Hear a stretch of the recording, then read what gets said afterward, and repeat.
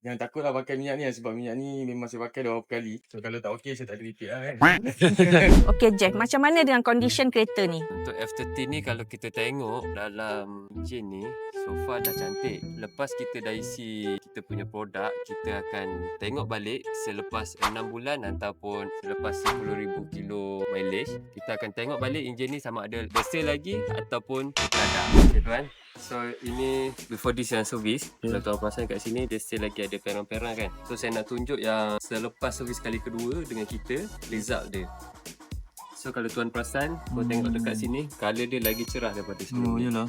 Dia dah cuci semua kesan-kesan keemasan before this. Oh yalah. Nampak cerah kan. Yes, before this dekat dalam sana. Dalam sana dia ada kuning-kuning tau. Sekarang dia dah kurang. tak ada dah. Itu pun tak nampak check tapi nampak ni memang ada kurang lah. Sebelum ni dia nampak kita lah.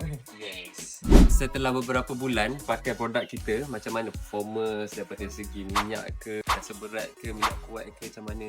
Oh, so far semua puas hati lah. Kereta pun lebih ringan. Minyak pun ada perkhidmatan lah so. Jangan takutlah pakai minyak ni sebab minyak ni memang saya pakai dah berapa kali. So far dah 3 biji kereta 3 biji lah. Ni yang pertama kali pakai.